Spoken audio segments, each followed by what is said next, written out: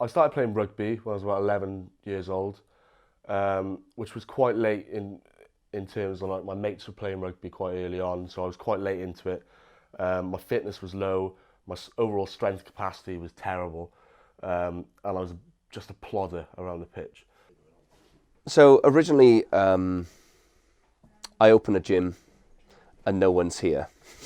So he's doing some rugby, and it makes sense that he's doing a bit of training. So we do some basic kettlebell work and press ups and pull ups, and I think whatever he was like 11 or 12 at the time. My uncle came to one of my games, who's now my coach, and he noticed this quite like it was terrible how I was playing. So on my 12th birthday, I think it was my 12th or my 13th birthday, he bought me a 16 kilo kettlebell.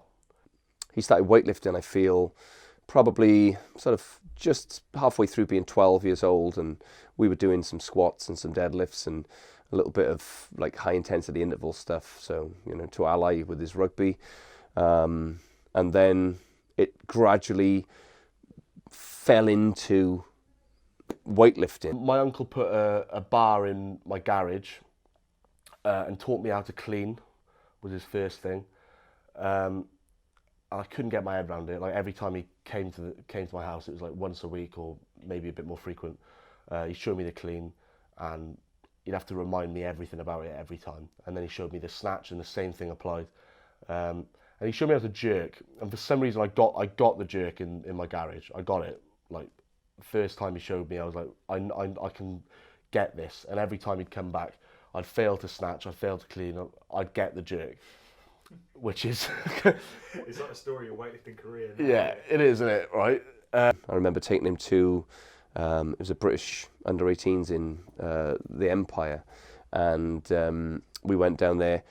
I said, do you want to come and watch some weightlifting? I'm going to watch the British Championships under-18s on Saturday. And he went, just whatever. So we drove down, and that was our first viewing of weightlifting. You've played rugby for Wales. Yeah. What age group was that? Under 16s. They would narrow it down to a 23-man squad for the Test match against England, which was in Wales. And I got selected for that. I was on the bench at I was a 16, benching a hooker. I came on at half time and played the Test match game, the capped game. Yeah. And that was my last game of rugby.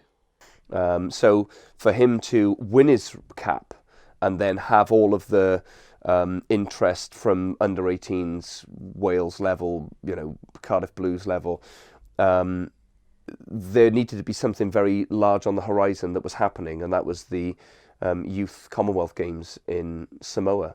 And that was a big deal because he'd done his rugby, he ticked that box as an athlete. He got his Welsh cap, and then all focus was towards winning the Commonwealth Youth Games in Samoa.